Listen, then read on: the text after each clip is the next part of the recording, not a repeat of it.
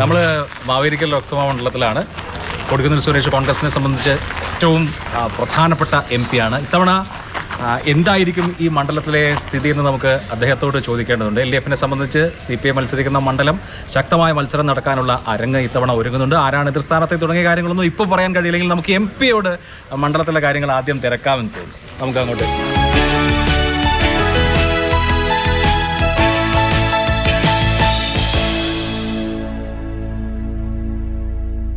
ഇത്തവണ ഒരു ടൈറ്റ് കോമ്പറ്റീഷൻ്റെ അന്തരീക്ഷം ഉണ്ടോ? അല്ല, എൻ്റെ മത്സരങ്ങളെല്ലാം ടൈറ്റ് കോമ്പറ്റീഷനോടുകൂടിയുള്ള മത്സരങ്ങളാണ്. പ്രത്യേകിച്ച് മാവേലിക്കര ലോക്സഭാ മണ്ഡലം എന്ന് പറയുന്നത് UDFന് ഈസി വാക്ക് ഓവറായ മണ്ഡലമല്ല. അതിനു മുമ്പ് ഞാൻ മത്സരിച്ച അടൂർ മണ്ഡലത്തിൻ്റെ സ്വഭാവം പരിശോധിച്ചാലും ഈ UDFന് ഈസി വാക്ക് ഓവറായി ജയിക്കാവുന്ന ഒരു മണ്ഡലമല്ല. കാരണം ഈ രണ്ട് മണ്ഡലങ്ങളുടെ ഒരു സ്വഭാവം അനുസരിച്ച് തൊഴിലാളികൾ, കശുവണ്ടി തൊഴിലാളികൾ, കർഷക തൊഴിലാളികൾ, കൃഷിക്കാർ, തൊഴിലാളികളും അതുമായി ബന്ധപ്പെട്ട വിഭാഗങ്ങൾ താമസിക്കുന്ന ഒരു മണ്ഡലമാണ് ഈ മാവേലിക്കര ലോക്സഭാ മണ്ഡലം. തെരഞ്ഞെടുപ്പിൽ പരമ്പരാഗതമായി UDF ജയിക്കാറുണ്ട്. ഞാൻ വന്നതിന് ശേഷമാണ്. അതിനു മുമ്പ് ഭാർഗവി തങ്കപ്പനും PK കൊടിയനും R അച്യുതൻ ഉൾപ്പെടെയുള്ള CPIയുടെ നേതാക്കൾ സ്ഥിരം ജയിച്ചുകൊണ്ടിരുന്ന മണ്ഡലമാണ്. ഇപ്പം ഇത്തവണത്തെ ഇലക്ഷൻ സർവേകളൊക്കെ ഒരു ഡൗൺവേർഡ് ട്രെൻഡ്, അതായത് UDFന് ഇത്തവണ മാവേലിക്കര കടുപ്പമാകുമെന്ന് പ്രവചിക്കുന്നുണ്ട്. അത് വിശ്വസിക്കുന്നുണ്ടോ? സർവേകളിൽ എനിക്ക് വിശ്വാസമില്ല. പക്ഷേ എനിക്ക് ജനങ്ങളിലാണ് വിശ്വാസം. എൻ്റെ നിയോജകമണ്ഡലത്തിലെ ജനങ്ങളിലാണ് വിശ്വാസം. അപ്പോൾ കഴിഞ്ഞ തവണ സംസ്ഥാന വ്യാപകമായ ഒരു UDF അനുകൂല ട്രെൻഡ് ഉണ്ടായിരുന്നു. ട്രെൻഡ് എന്നല്ല, തരംഗം എന്ന് പറയാം. പക്ഷെ അത് ഇത്തവണ ഉണ്ടോ? അല്ല, UDFന് അനുകൂലമായ ഒരു ട്രെൻഡ് തന്നെയാണ് ഇപ്പോഴും ഉള്ളത്. പ്രത്യേകിച്ച് ലോക്സഭാ തെരഞ്ഞെടുപ്പിൽ കഴിഞ്ഞ പ്രാവശ്യം ലഭിച്ച 19-ൽ നിന്ന് കഴിഞ്ഞ പ്രാവശ്യം നഷ്ടപ്പെട്ടു പോയ ആലപ്പുഴ അടക്കമുള്ള 20 സീറ്റിലും UDFന് മുൻതൂക്കം ഉണ്ടാകും. UDF ജയിച്ചു വരുമെന്നാണ് ഞങ്ങൾ വിശ്വസിക്കുന്നത്. ഇപ്പം 3.5 പതിറ്റാണ്ടിലധികമായി പാർലമെൻറ്റാണ് തട്ടകം. അപ്പോൾ ഈ ഒരു ഘട്ടം കഴിഞ്ഞ് സംസ്ഥാന രാഷ്ട്രീയത്തിലേക്ക് കുറച്ചും കൂടി സജീവമാകണം എന്നൊരു താല്പര്യം മനസ്സിലില്ലേ? തീർച്ചയായിട്ടും ഉണ്ട്. ഞാൻ പാർലമെൻറ്റിലേക്ക് 27-ാമത്തെ വയസ്സിലാണ് ഞാൻ ആദ്യമായി ലോക്സഭയിലേക്ക് ജയിക്കുന്നത്. അന്ന് ഞാൻ KSUവിൻ്റെ സംസ്ഥാന ജനറൽ സെക്രട്ടറി ആയിരിക്കുകയായിരുന്നു. KC വേണുപോലായിരുന്നു KSUവിൻ്റെ പ്രസിഡന്റ്. തുടർന്ന് അങ്ങോട്ട് തുടർച്ചയായുള്ള മത്സരങ്ങൾ വിജയവും തോൽവിയൊക്കെ ഉണ്ടായി. പല ഘട്ടത്തിലും ഞാൻ പാർട്ടി നേതൃത്വത്തോട് പറഞ്ഞിട്ടുണ്ടായിരുന്നു, എനിക്ക് ഒരു പാർലമെൻറ്റിൽ നിന്ന് മത്സരത്തിൽ നിന്ന് ഒഴിവാക്കി എന്നെ സ്റ്റേറ്റിലോട്ട് പ്രവർത്തിക്കാനുള്ളൊരു അവസരം തരണം. അതോടൊപ്പം തന്നെ കേരളത്തിലെ ദളിത് ആദിവാസി മേഖലകളിൽ അവരുടെ വിഷയങ്ങൾ ഉയർത്തിപ്പിടിക്കുന്ന ഒരു നേതാവ്, ആ ഒരു പ്രവർത്തനത്തിലാണ് എനിക്ക് താല്പര്യം. പക്ഷേ പാർട്ടി നേതൃത്വം എന്നോട് എല്ലാ തെരഞ്ഞെടുപ്പിലും ലോക്സഭയിൽ തന്നെ മത്സരിക്കണം, ഇപ്പോൾ നിയമസഭയിലേക്ക് പോകേണ്ട സമയമായിട്ടില്ല, അപ്പോൾ നമുക്ക് പരിഗണിക്കാം എന്ന് പറഞ്ഞ് എന്നെ ലോക്സഭയിലേക്ക് നിർത്തി. ഇത്തവണയും എന്നെ ലോക്സഭയിൽ നിന്ന് ഒഴിവാക്കണം, മത്സരത്തിന് ഒഴിവാക്കണം എന്നാണ് പാർട്ടിയോട് ഞാൻ ആവശ്യപ്പെട്ടിരിക്കുകയാണ്. പക്ഷെ അത് അനുവദിക്കുമോ? അത് പാർട്ടിയാണ് തീരുമാനിക്കും. പക്ഷേ പാർട്ടി എന്ത് തീരുമാനം എടുത്താലും ഞാൻ അനുസരിക്കും. മനസ്സുകൊണ്ട് കേരള രാഷ്ട്രീയത്തിൽ പ്രവർത്തിക്കാനാണ് MP ആയി പ്രവർത്തിക്കാൻ ഉള്ളതിനേക്കാൾ താല്പര്യം. അല്ല, എന്നെ ഒരുപാട് പേര് വിമർശിക്കുന്നുണ്ട്. ഞാനിങ്ങനെ തുടർച്ചയായി പാർലമെൻറ്റ് മത്സരിക്കുന്നു, ജയിക്കുന്നു, എന്തുകൊണ്ട് മാറിക്കൊടുത്തുകൂടാ, എന്തുകൊണ്ട് ഇത് അവസാനിപ്പിച്ചുകൂടാ, എന്തുകൊണ്ട് മറ്റുള്ളവർക്ക് എന്നെ സംബന്ധിച്ച് ഞാൻ പാർട്ടി വേദികളിലാണ് ഞാൻ ആ കാര്യം അറിയിച്ചിട്ടുള്ളത്. പക്ഷേ സമൂഹ മാധ്യമങ്ങളിൽ എന്നെക്കുറിച്ച് അറിയാത്ത ആളുകൾ, എന്നെക്കുറിച്ച് എൻ്റെ രാഷ്ട്രീയ സ്വഭാവവും ശൈലിയും എൻ്റെ പ്രവർത്തനത്തെ സംബന്ധിച്ചും അറിഞ്ഞുകൂടാത്ത കുറേ ആളുകൾ, ആക്ടിവിസ്റ്റുകളായ കുറേ ആളുകൾ എന്നെ നിരന്തരം ആക്രമിക്കുകയും വേട്ടയാടുകയും ചെയ്യുകയാണ്. അതിനകത്ത് മനസ്സിലാക്കേണ്ടത്, ഞാനൊരു ദളിത് വിഭാഗത്തിൽപ്പെട്ട ആളാണ്. ഞാനൊരു ഏതെങ്കിലും ഒരു രാഷ്ട്രീയ ബാക്ക്ഗ്രൗണ്ടിൽ നിന്ന് വന്നയാളല്ല. അത് ആ വിമർശനങ്ങളുടെ ഒരു പൊരുൾ ഒരു പക്ഷേ ഇപ്പോൾ 27-ാമത്തെ വയസ്സിൽ കൊടിക്കുന്നിൽ സുരേഷിന് കിട്ടിയതുപോലൊരു അവസരം ഇപ്പോൾ 27 വയസ്സുള്ള അല്ലെങ്കിൽ 30 വയസ്സുള്ള ഒരാൾക്ക് കോൺഗ്രസ് പാർട്ടിയിൽ കിട്ടുന്നില്ല എന്ന വികാരത്തിൽ നിന്നായിക്കൂടെ? 27 വയസ്സല്ല, 30 വയസ്സുള്ള ആരാണ് എന്നെക്കാൾ വിജയസാധ്യതയുള്ള, അല്ലെങ്കിൽ എന്നെ മാറ്റി നിർത്തിയാൽ ഈ സീറ്റ് നിലനിർത്താൻ പറ്റുന്ന ഒരു സ്ഥാനാർത്ഥിയെ കണ്ടുപിടിച്ച് നിർത്തുന്നതിന് എനിക്ക് സന്തോഷമേ ഉള്ളൂ. അത് ഞാൻ തയ്യാറാണ്. കോൺഗ്രസ് പാർട്ടിയിൽ അങ്ങനെ ഉണ്ടാവാറുണ്ട്. ഇപ്പോൾ സിറ്റിംഗ് MLA-മാരും സിറ്റിംഗ് MP-മാരും ഒക്കെ വീണ്ടും വീണ്ടും മത്സരിക്കുക അപൂർവമായി, അല്ലാതെ സിറ്റിംഗ് MP-മാരും MLA-മാരും കോൺഗ്രസിൽ മാറാറില്ല. ഒരു പ്രാവശ്യം ലോക്സഭയിൽ തോറ്റാൽ, അല്ലെങ്കിൽ 2 പ്രാവശ്യം തോറ്റാൽ, പിന്നെ ആ തോറ്റിടത്തുനിന്ന് തിരിച്ചു വരിക എന്ന് പറയുന്നത് പ്രയാസമാണ്. ഞാൻ അടൂർ ലോക്സഭാ മണ്ഡലത്തിൽ 2 പ്രാവശ്യം തോറ്റയാണ്. സീറ്റ് കിട്ടണമെങ്കിൽ ഞാൻ തന്നെ വീണ്ടും മത്സരിക്കുകയും പാർട്ടി പ്രവർത്തകർ ആവശ്യപ്പെടുകയും പാർട്ടി നേതൃത്വം അത് മനസ്സിലായതുകൊണ്ടാണ് 2 പ്രാവശ്യം തോറ്റ എന്നെ വീണ്ടും സ്ഥാനാർത്ഥിയെ നിർത്തിയത്. അത് എന്തുകൊണ്ടെന്നാൽ എന്നെ തോൽപ്പിച്ച് ജനപ്രതിയായി വന്ന ആളുകൾക്ക് ജനങ്ങളുടെ സ്വീകാര്യത പിടിച്ചു പറ്റാൻ കഴിഞ്ഞില്ല. അല്ല, എന്നെപ്പോലെയുള്ള ഒരു പ്രവർത്തനം കാഴ്ചവെക്കാൻ ഈ മണ്ഡലത്തിൽ കഴിഞ്ഞില്ല. ഞാൻ ചോദിക്കുന്നത് ഇപ്പോൾ ലോക്സഭയിലേക്ക് മത്സരിക്കുക ജയിക്കുക എന്നുള്ളതിനപ്പുറത്തുള്ള കുറെ കൂടി ബിഗ് റോളുകളിലേക്ക് വരാനുള്ള സമയമായില്ലേ ശരിക്കും കൊടിക്കുന്നിൽ സുരേഷിന്? അല്ല, അതെല്ലാം പാർട്ടിയാണ് തീരുമാനിക്കേണ്ടത്. എന്നെ സംബന്ധിച്ചിടത്തോളം ഞാൻ ഒരു സ്ഥാനത്തിന് വേണ്ടി പാർട്ടിയുടെ പോയി വാശി പിടിക്കുകയോ അല്ലെങ്കിൽ നിർബന്ധിപ്പിക്കുകയോ അല്ലെങ്കിൽ പാർട്ടി പരിഗണിക്കണമെന്ന് ആവശ്യപ്പെടുകയോ ചെയ്തിട്ടില്ല. അപ്പം ഞാൻ KSUവിൻ്റെ പിന്നെ താലൂക്ക് പ്രസിഡൻ്റായി ജില്ലാ ഭാരവാഹിയായി സംസ്ഥാന വരെ ഈ ഘട്ടങ്ങളിലൊന്നും ഒരു MP ആകുമെന്നോ കോൺഗ്രസ് പാർട്ടിയുടെ ഇത്രയും വലിയ പദവികളിൽ എത്തുമെന്നോ ഒരിക്കലും ഞാൻ വിചാരിച്ചിട്ടില്ല, അങ്ങനെ ആഗ്രഹിച്ചിട്ടില്ല. അങ്ങനെ ആഗ്രഹിക്കാനുള്ള ഒരു ബാക്ക്ഗ്രൗണ്ട് എനിക്കില്ലേം താനും. പക്ഷേ ഞാൻ ഈ പദവികളിലൊക്കെ വന്നതെന്ന് പറയുന്നത് എൻ്റെ പ്രവർത്തനം ആത്മാർത്ഥതയോടും സത്യസന്ധതയോടും പാർട്ടി ഏൽപ്പിക്കുന്ന ഉത്തരവാദിത്തങ്ങൾ നിറവേറ്റിയതിൻ്റെ അടിസ്ഥാനത്തിലാണ് ഞാൻ പടിപടിയായിട്ട് വന്നിട്ടുള്ളത്. ഇപ്പോൾ എനിക്ക് ലഭിച്ച കോൺഗ്രസ് വർക്കിംഗ് കമ്മിറ്റിയിലെ പ്രത്യേക ക്ഷണിതാവും ഞാൻ അതിനുവേണ്ടി ഒരു ലോബിങ് നടത്തിയില്ല. അതുപോലെ തന്നെ ഞാൻ കേന്ദ്രമന്ത്രി 5ാമത്തെ പ്രാവശ്യമാണ് ഞാൻ കേന്ദ്ര സഹമന്ത്രിയാകുന്നത്. അതും അവസാനത്തെ 2ാം UPAയുടെ അവസാനത്തെ 1.5 വർഷമാണ് ഞാനിത്. KR നാരായൺ, അദ്ദേഹം മലയാളിയായിരുന്നു, കോൺഗ്രസ് ആയിരുന്നു, അദ്ദേഹം ഇന്ത്യയുടെ രാഷ്ട്രപതിയായി. മല്ലികാർജ്ജുൻ ഖാർഗെ ഇന്ത്യൻ നാഷണൽ കോൺഗ്രസിന്റെ പ്രസിഡന്റായി. കേരളത്തിൽ നിന്ന് ദളിത് വിഭാഗത്തിൽ നിന്നുള്ള ഒരാൾ പാർട്ടിയെ നയിക്കാൻ KPCC പ്രസിഡന്റായി അല്ലെങ്കിൽ പാർലമെന്ററി പാർട്ടി ലീഡർഷിപ്പിൽ കേരളത്തെ നയിക്കാനായി വരുന്നില്ല എന്നുള്ളതൊരു പ്രശ്നമായി കാണുന്നില്ലേ?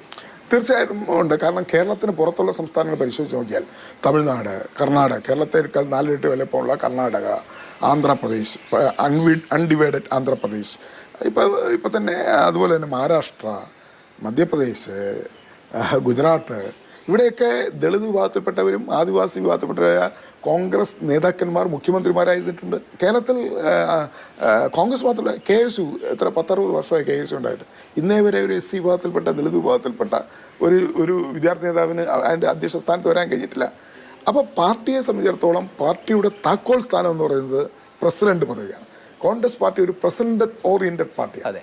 പക്ഷേ കേരളത്തിൽ വരുമ്പോഴാണ് അത് KSU ആകട്ടെ, യൂത്ത് കോൺഗ്രസ് ആകട്ടെ, മഹിളാ കോൺഗ്രസ് ആകട്ടെ, കോൺഗ്രസ് ആകട്ടെ, DCC അധ്യക്ഷന്മാരാകട്ടെ, ആ പ്രസിഡന്റ് പദവിയിലേക്ക് ഈ വിഭാഗത്തിൽ നിന്നുള്ളവർക്ക് പരിഗണന ലഭിക്കാതെ പോകുന്നു എന്നുള്ളത് തീർച്ചയായും ഒരു പോരായ്മ തന്നെയാണ്. അപ്പോൾ AICC അധ്യക്ഷനായി കർണാടകയിലെ ഒരു ദളിത് നേതാവിന് വരാമെങ്കിൽ കേരളത്തിലെ ഒരു ദളിത് നേതാവിന് ഇവിടുത്തെ KPCC പ്രസിഡന്റ് ഇതുവരെ ആകാൻ കഴിഞ്ഞില്ല എന്നുള്ളത് ഞാനൊരു പ്രശ്നമായിട്ടാണ് കാണുന്നത്. അല്ല, അത് ചർച്ച ചെയ്യപ്പെടേണ്ട വിഷയമാണ്. പക്ഷേ അത് കോൺഗ്രസിൽ മാത്രമല്ല, CPMന്റെ അവസ്ഥ എന്താണ്, CPയുടെ അവസ്ഥ എന്താണ്? കേരളത്തിലെ ദളിത് വിഭാഗങ്ങളുടെ ഏതാണ്ടൊരു മെജോറിറ്റി എൻജോയ് ചെയ്യുന്നത് CPM ആണ്. അവരിതൊരു പോളിറ്റ് ബ്യൂറോയിൽ പോലും കേരളത്തിൽ നിന്ന് ഒരാളെ കൊണ്ടുവരാൻ, ഒരു ദളിത് വിഭാഗത്തിൽ ഒരാളെ കൊണ്ടുവരാൻ കഴിഞ്ഞിട്ടില്ല. വേറൊരു കാര്യം, ഇപ്പം KPCC പ്രസിഡന്റ് പദവിയിലേക്ക് ഇപ്പോൾ K. സുധാകരൻ മാറുന്ന ഒരു ഘട്ടം വന്നാൽ താങ്കൾക്ക് അതിനകത്ത് KPCC പ്രസിഡന്റ് സ്ഥാനത്തേക്ക് ഒരു ക്ലെയിം ഉണ്ടോ? തീർച്ചയായും ക്ലെയിം ഉണ്ട്. കാരണം വെച്ചാൽ മുല്ലപ്പള്ളി രാമചന്ദ്രൻ പ്രസിഡന്റായി വരുമ്പോഴും എന്നെ മുല്ലപ്പള്ളിയോടൊപ്പം പ്രസിഡന്റ് സ്ഥാനത്തേക്ക് എൻ്റെ പേരും പരിഗണിച്ചതാണ്. പക്ഷെ പല കാരണങ്ങൾ കൊണ്ട് മുല്ലപ്പള്ളി രാമചന്ദ്രൻ വന്നു.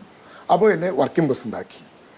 അതിന് മുല്ലപ്പള്ളി രാമചന്ദ്രനെ ഒഴിഞ്ഞപ്പോൾ വീണ്ടും പ്രസിഡന്റ് സ്ഥാനത്തേക്ക് ചർച്ച വന്നപ്പോൾ ഞാൻ ഉൾപ്പെടെയുള്ള K. സുധാകരനും ഞാൻ ഉൾപ്പെടെയുള്ളവരെ പരിഗണിച്ചതാണ്. പക്ഷേ പല കാരണങ്ങൾ കൊണ്ട് സുധാകരനെയാണ് നേതൃത്വം തീരുമാനിച്ചത്. എന്നെ അപ്പോൾ വർക്കിംഗ് പ്രസിഡന്റ്. അപ്പോൾ 2 പ്രസിഡന്റുമാരുടെ കീഴിൽ വർക്കിംഗ് പ്രസിഡന്റായിട്ട് ഞാൻ പ്രവർത്തിച്ചുകൊണ്ടിരിക്കുകയാണ്. ആ വർക്കിംഗ് പ്രസിഡന്റ് ആയിരിക്കുമ്പോഴാണ് എന്നെ CWC സ്പെഷ്യൽ വെയിറ്റ് ആയിട്ട്. സ്വാഭാവികമായി അടുത്ത ടേൺ താങ്കളുടേതാണ്. അത് നമുക്ക് അങ്ങനെ കോൺഗ്രസ് പാർട്ടിയിൽ അങ്ങനെ പറയാൻ പറ്റത്തില്ല. കാരണം ജാതി സമുദായ സമവാക്യങ്ങളെല്ലാം നോക്കിയിട്ടാണ് പാർട്ടിയുടെ പ്രദേശ് കോൺഗ്രസ് കമ്മിറ്റി അധ്യക്ഷന്മാരെയൊക്കെ പാർട്ടി തീരുമാനിക്കുന്നത്. ഈ അവസാനം നടന്ന നിയമസഭാ തെരഞ്ഞെടുപ്പുകളിൽ 3 സംസ്ഥാനങ്ങളിൽ BJP ജയിച്ച ഒരു രീതി, ഒടുവിൽ മുഖ്യമന്ത്രിയെ തെരഞ്ഞെടുത്തത് പോലും ആ ഒരു ബാലൻസ് കീപ്പ് ചെയ്തുകൊണ്ടാണ്. ദളിത് വിഭാഗത്തിൽ നിന്ന് ഒരു മുഖ്യമന്ത്രി, OBC വിഭാഗത്തിൽ നിന്ന് ഒരാൾ, ഒരു ബ്രാഹ്മൺ വിഭാഗത്തിൽ നിന്ന്, ആ തരത്തിലുള്ള ബാലൻസ് BJPയെ പോലൊരു പാർട്ടിക്ക് കീപ്പ് ചെയ്യാൻ പറ്റുന്നുണ്ട്. പക്ഷേ കോൺഗ്രസിന് കേരളത്തിലടക്കം അങ്ങനെ ഒരു ബാലൻസ് കീപ്പ് ചെയ്യാൻ എല്ലാ സാമൂഹ്യ വിഭാഗങ്ങളിലും കൃത്യമായ പ്രാതിനിധ്യവും പരിഗണനയും ഉറപ്പാക്കിക്കൊണ്ടുള്ള ബാലൻസ് കീപ്പ് ചെയ്യാൻ കോൺഗ്രസിന് പറ്റാറുണ്ടോ?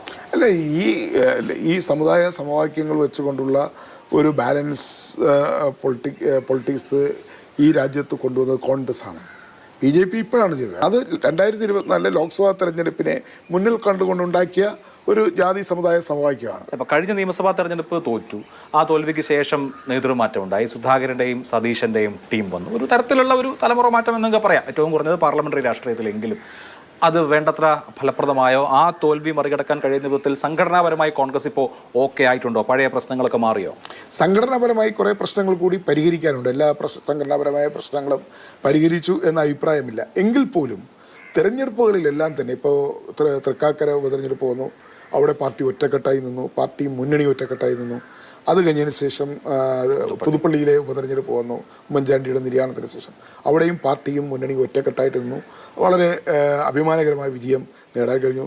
അതുപോലെ സംഘടനാപരമായി ചില പ്രശ്നം, അത് എക്കാലത്തും കോൺഗ്രസ് പാർട്ടിയിൽ സംഘടനാപരമായ പ്രശ്നങ്ങൾ ഉണ്ടായിട്ടുണ്ട്. അതൊരു പുതിയ കാര്യമല്ല. ഇപ്പോൾ കേരളത്തിലെ ലീഡർഷിപ്പ് സ്റ്റൈലിൽ താങ്കൾ സംതൃപ്തനാണ്?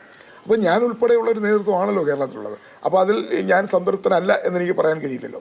അപ്പോൾ അതുകൊണ്ട് തന്നെ ഞങ്ങൾ പരമാവധി ചെയ്യുന്നുണ്ട്. പക്ഷേ കൂടുതൽ ചെയ്യണമെന്ന് ഉള്ള ആവശ്യം ജനങ്ങളുടെ ഇടയിൽ നിന്നും പാർട്ടി പ്രവർത്തകരുടെ ഇടയിൽ നിന്നും വരുന്നുണ്ട്. കർണാടകയിലും തെലങ്കാനയിലും കോൺഗ്രസ് ഇലക്ഷൻ ജയിച്ചു. രണ്ടിലും ഇലക്ഷൻ സ്ട്രാറ്റജിക്ക് പ്രാധാന്യം ഉണ്ടായിരുന്നു. സുനിൽ കനുകോലുവിൻ്റെ ടീം രണ്ടിടത്തും പ്രവർത്തിച്ചു. ഇപ്പോൾ പൊളിറ്റിക്കൽ അഫയേഴ്സ് കമ്മിറ്റിയിൽ സുനിൽ പങ്കെടുത്ത ഒരു സാഹചര്യം കേരളത്തിലുണ്ടായി. അപ്പോൾ ആ തരത്തിലുള്ള കാര്യങ്ങൾ കൂടി നോക്കിയിട്ടായിരിക്കുമോ ഇത്തവണത്തെ സ്ഥാനാർത്ഥി നിർണയവും മറ്റു കാര്യങ്ങളും ഒക്കെ? തീർച്ചയായിട്ടും പാർട്ടിക്ക് എല്ലാ തെരഞ്ഞെടുപ്പുകൾക്ക് മുമ്പ് പാർട്ടി ഒരു പഠനം നടത്തും. അത് കേരളത്തിൽ മാത്രമല്ല, ഇന്ത്യ ഒട്ടാകെ പാർട്ടി ഒരു പഠനം നടത്തും. വിജയ സാധ്യതകളും അതുപോലെ തന്നെ വിജയിക്കാൻ സാധ്യതയുള്ള എ ക്ലാസ് മണ്ഡലം, ബി ക്ലാസ്, സി ക്ലാസ് ഷുവറായി ജയിക്കുന്നത്, പരിശ്രമിച്ചാൽ ജയിക്കുന്നത്, കുറേ കൂടി മെച്ചപ്പെട്ട രീതിയിലുള്ള സ്ഥാനാർത്ഥി നിർത്തൽ ജയിക്കുക, അങ്ങനെയുള്ള പല കാറ്റഗറിയിലുള്ള മണ്ഡലങ്ങളായി തിരിച്ച് അങ്ങനെയാണ് പാർട്ടി പലപ്പോഴും സ്ഥാനാർത്ഥികളെ കണ്ടെത്തുന്നതും നിലവിലുള്ളവരെ തുടരാൻ അനുവാദം കൊടുക്കുന്നത്. ആ പ്രക്രിയ ചെയ്യുന്നത് ഓൾ ഇന്ത്യ കോൺഗ്രസ് കമ്മിറ്റിയാണ്. അവരത് ചെയ്തുകൊണ്ടിരിക്കുന്നതെന്നാണ് എനിക്ക് മനസ്സിലാക്കാൻ കഴിഞ്ഞിട്ടുള്ളത്. അപ്പോൾ ലോക്സഭാ തെരഞ്ഞെടുപ്പിൽ വേണമെങ്കിൽ സിറ്റിംഗ് എം പിമാർ മാറാം അങ്ങനെ. കാരണം അതാണല്ലോ സുനിൽ കനകോലുവിൻ്റെ പഠനം നടക്കുന്നു എന്ന് പറഞ്ഞത്. സിറ്റിംഗ് എം പിമാർ വിജയസാധ്യത ഇല്ലാത്തവർക്ക് അവരെ മാറ്റുവാൻ വേണ്ടിയുള്ള അഭിപ്രായം ഈ സർവേയിൽ വന്നാൽ തീർച്ചയായും അവരെ മാറ്റുന്നതിനേക്കാൾ പലപ്പോഴും കുറേ കൂടി മെച്ചപ്പെടാൻ, അവരുടെ പ്രവർത്തനത്തെ സംബന്ധിച്ച് കുറച്ചുകൂടി മെച്ചപ്പെട്ട പ്രവർത്തനം നടത്തണമെന്ന് അവർക്ക് മുന്നറിയിപ്പ് നൽകുകയോ അങ്ങനെയൊക്കെ പല മാറാം, അല്ലെങ്കിൽ പ്രവർത്തനം കുറച്ചുകൂടി മികച്ചതാക്കണം എന്ന് അവർ ഉപദേശിക്കുക, അങ്ങനെയുള്ള പല കാരണങ്ങളാണ്, പല തരത്തിലുള്ള നടപടികളായിരിക്കും നേതൃത്വത്തിൻ്റെ ഭാഗത്തുനിന്ന് ഉണ്ടാകുന്നത്. കോൺഗ്രസ് സുഘടിതമായി പ്രശ്നങ്ങളില്ലാതെ മികച്ചൊരു സംഘടനാ ശരീരമായി വളർന്നോ ഈ കഴിഞ്ഞ കുറച്ച് വർഷങ്ങൾക്കിടയിൽ? എന്ത് തോന്നുന്നു? അതോ കൂടുതൽ ദൗർബല്യമാണോ ഉള്ളത്? ഇല്ല, കോൺഗ്രസ്സിന് സംഘടനാപരമായ അതിൻ്റെ പ്രവർത്തനങ്ങൾ മെച്ചപ്പെട്ടിട്ടുണ്ട്. കാരണം ചിന്തൻ ശിവിർ നടത്തി ഉദയ്പൂരിൽ, അതിനുശേഷം AICC ഇലക്ഷൻ നടത്തി, ഇലക്ഷന് ശേഷം റായ്പൂരിൽ പ്ലീനറി സമ്മേളനം നടത്തി, വർക്കിംഗ് കമ്മിറ്റി ഹൈദരാബാദിൽ മീറ്റിംഗ് ചേർന്നു, ഇന്ത്യ സഖ്യത്തിന് രൂപം നൽകി. ഇങ്ങനെയുള്ള വളരെ മെച്ചപ്പെട്ട പ്രകടനം സംഘടനാ തലത്തിൽ പാർട്ടി ഇപ്പോൾ നടത്തിക്കൊണ്ടിരിക്കുകയാണ്. നിയമസഭാ തെരഞ്ഞെടുപ്പുകളുടെ റിസൾട്ട് വന്നതിന് ശേഷം ഇന്ത്യ സഖ്യം എന്ന് പറയുന്നത് എന്താ പറയുക, നമ്മൾ നടക്കാത്തൊരു സ്വപ്നം എന്നൊക്കെ പറയുന്നത് പോലെ വെറുതെ ഒരു ചായകുടി അറേഞ്ച്മെൻറ്റ് മാത്രമായി മാറി എന്നൊരു നിരാശയുണ്ടോ? ഇല്ല, 5 സംസ്ഥാനങ്ങളിൽ തെരഞ്ഞെടുപ്പ് നമ്മുടെ മിസോറാം അങ്ങോട്ട് മാറ്റി നിർത്തിയാൽ ബാക്കി വരുന്ന 4 സംസ്ഥാനങ്ങളിലെ തെരഞ്ഞെടുപ്പ് ഫലത്തെയാണല്ലോ നമ്മൾ വിലയിരുത്തുന്നത്. രാജസ്ഥാനിലും മധ്യപ്രദേശ്, ഛത്തീസ്ഗഡിലും ഞങ്ങൾ തോറ്റു എന്നുള്ളത് തീർച്ചയായും ആ തോൽവി ഞങ്ങൾ അംഗീകരിക്കുമ്പോൾ തന്നെ വോട്ടിൻ്റെ ശതമാനത്തിൻ്റെ കണക്ക് വരുമ്പോൾ ഞങ്ങളുടെ ജനപിന്തുണയിൽ വലിയ ചോർച്ച വന്നിട്ടില്ല. വളരെ വ്യക്തമായ കണക്കുണ്ടല്ലോ. രാജസ്ഥാനിലെ വോട്ടിൻ്റെ ഷെയർ എത്ര, BJP കോൺഗ്രസ് തമ്മിൽ വ്യത്യാസം. എന്ന് മാത്രമല്ല, നമ്മൾ ഈ 5 സംസ്ഥാനം മൊത്തം എടുത്താൽ മുഴുവൻ പോൾ ചെയ്ത വോട്ടും കണക്കാക്കിയാൽ BJPയേക്കാൾ 10 ലക്ഷം വോട്ട് കോൺഗ്രസിനാണ് കൂടുതൽ കിട്ടിയത്. ഈ 3 സംസ്ഥാനങ്ങളിലെ പരാജയം കൊണ്ടാണ് ഇന്ത്യ സഖ്യത്തിന്റെ ഭാവി ഇരുളടഞ്ഞതാണ് എന്ന് വിലയിരുത്തപ്പെടുന്നത്. അങ്ങനെ ഒരു നറേറ്റീവ് ഉണ്ടാകുമ്പോൾ, അതായത് അടുത്ത ലോക്സഭാ തെരഞ്ഞെടുപ്പ് ഇതോടുകൂടി വളരെ ഓപ്പൺ ആയിരിക്കുന്നു, ഒരു തരത്തിലുള്ള കേക്ക് വാക്കോ അതല്ലെങ്കിൽ വാക്ക് ഓവർ ആയിരിക്കുന്നു എന്നൊക്കെയുള്ള ഒരു പ്രതീതി ഉണ്ടാകുമ്പോൾ കോൺഗ്രസിന് മറ്റ് പാർട്ടികളെ ആവട്ടെ, നമ്മുടെ രാഷ്ട്രീയ മണ്ഡലത്തെ ആവട്ടെ, അങ്ങനെയല്ല ഇന്ന് ബോധ്യപ്പെടുത്താൻ കഴിയുന്നുണ്ടോ? തീർച്ചയായിട്ടും ബോധ്യപ്പെടുത്താൻ കഴിയും. കാരണം ഇപ്പം ഈ 3 സംസ്ഥാനങ്ങളിലെ കോൺഗ്രസിൻ്റെ പരാജയത്തിന് ശേഷം ഈ ഇന്ത്യ സഖ്യത്തിലുണ്ടായിരുന്ന കക്ഷികൾ വീണ്ടും ഞങ്ങൾ വിളിച്ച മീറ്റിങ്ങിൽ വരുന്നുണ്ടല്ലോ. അപ്പോൾ അതിൻ്റെ അർത്ഥം ഇന്ത്യ സഖ്യത്തിൻ്റെ ഭാവി ഇരുളടഞ്ഞതല്ല. ഇന്ത്യ സഖ്യത്തിന് പാർലമെൻറ്റ് തിരഞ്ഞെടുപ്പിൽ ബഹുദൂരം മുന്നിൽ പോകാൻ കഴിയും എന്ന കാര്യത്തിൽ സംശയമില്ല. മാവേലിക്കരയിൽ അടുത്തവണ മത്സരിക്കേണ്ടത് ഇന്ത്യ സഖ്യത്തിലെ അംഗമായ CPIയുടെ പ്രതിനിധിയോടാണ് എന്നുള്ളത് ഒരു തമാശയായി മാറുന്നുണ്ടോ? ഇവിടെ ആ ഒരു ഇന്ത്യ സഖ്യം എന്ന രീതിയിൽ CPM-ഉം CPI-യും കോൺഗ്രസും എല്ലാവരും, കേരള കോൺഗ്രസും എല്ലാവരും കൂടി ഒരുമിച്ച് മത്സരിക്കാൻ പറ്റുന്ന ഒരു രാഷ്ട്രീയ സ്വഭാവമല്ല കേരളത്തിലുള്ളത്. അതുകൊണ്ട് ഇന്ത്യ സഖ്യം മറ്റ് സംസ്ഥാനങ്ങളിൽ ഇന്ത്യ സഖ്യം മുന്നോട്ട് പോവുകയും കേരളത്തിൽ LDF-ഉം UDF-ഉം തമ്മിലുള്ള മത്സരമായിരിക്കും നടക്കാൻ പോകുന്നത്. All the best. Thank you.